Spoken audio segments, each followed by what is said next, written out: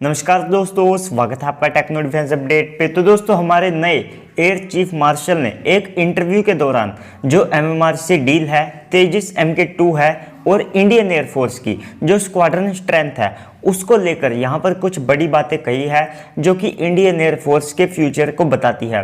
तो सबसे पहले तो उन्होंने यहाँ पर बात की है इंडियन एयरफोर्स की 42 स्क्वाड्रन स्ट्रेंथ को लेकर कि आने वाले समय में इसको हम कैसे अचीव करेंगे और क्या इसका स्कोप रहने वाला है। तो दोस्तों, उन्होंने सबसे बड़ी बात यहाँ पर यह कही कि इस दशक में हम केवल जो 35 स्क्वाड्रंस है उसको ही अचीव कर पाएंगे अगर हमारे जो सारे प्लान हैं वे यहाँ पर जो है टाइमलाइन से जो है चलते हैं।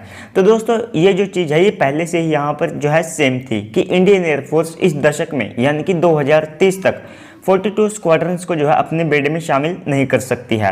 तो इससे पहले यहाँ पर जो अंदाजा अनुमान था वो था कि इंडियन एयरफोर्स 2030 तक अपने बेड़े में लगभग 37 से 38 जो स्क्वाड्रंस है उनको यहाँ पर इंडक्ट कर लेगी।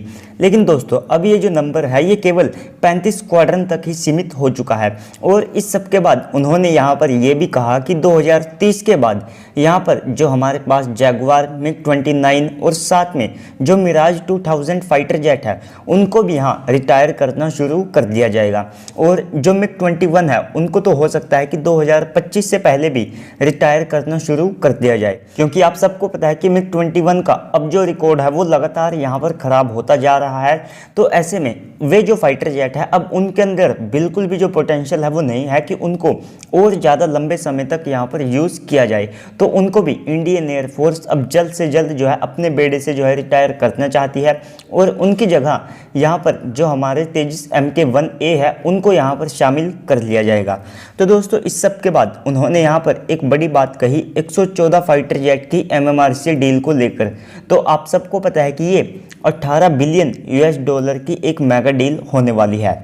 तो यहाँ पर पहले तो अनुमान ये था कि हो सकता है कि MMRC 2.0 को यहाँ पर स्क्रैप करके जो भारत के खुद के फाइटर जेट है जिसमें तेजस MK1, तेजस MK1A, तेजस MK2 और साथ में जो M का फाइटर जेट है इस सब से जो है इस गैप को फिल किया जाए।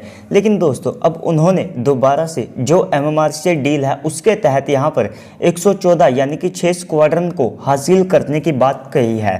तो साथ में यहाँ पर जो तेजस MK2 है उसको लेकर भी ऐसा नहीं है कि उस प्रोग्राम को उन्होंने पूरी तरह से इग्नोर किया है। तो उन्होंने यहाँ पर दोबारा से अपनी बातों को दोहराया है कि इंडियन एयरफोर्स भी जो तेजस MK2 है उसको बड़े नंबर्स में जो है अपने बेड़े में शामिल करेगी और साथ में तेजस MK2 को लेकर जो प्लान है उसमें किसी भी तरह के जो चेंजेस है वे नहीं किए जाएंगे। लेकिन इस सब के बाद उन्होंने यहाँ पर जो MRFA डील है उसके तहत यहाँ पर बात कही है कि जिस फाइटर जेट को कंसीडर किया जाएगा उसमें 5th या 6th जनरेशन की जो टेक्नोलॉजी है वो भी यहाँ पर होनी चाहिए या फिर वो जो टेक्नोलॉजी है वो भारत को भी मिलनी चाहिए।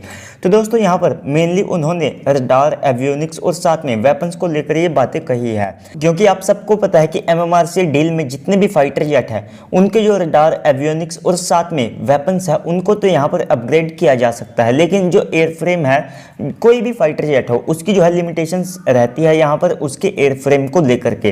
तो यहाँ पर मेनली उन्होंने रडार, एवियोनिक्स और साथ में वेपन पैकेज को लेकर ये बात कही है।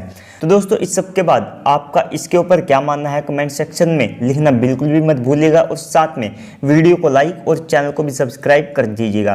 तो दोस्तों, अगर आप भी किसी टॉपिक के ऊपर वीडियो चाहते हैं तो उसे भी आप कमेंट सेक्शन में मुझे बता सकते हैं, मैं उसके ऊपर वीडियो बनाने की पूरी कोशिश करूँगा। तो दोस्तों, आज की इस वीडियो में इतना ही, मिलते हैं अगली वीडियो में, तब तक के लिए गुड बाय, जय हिंद, जय भारत।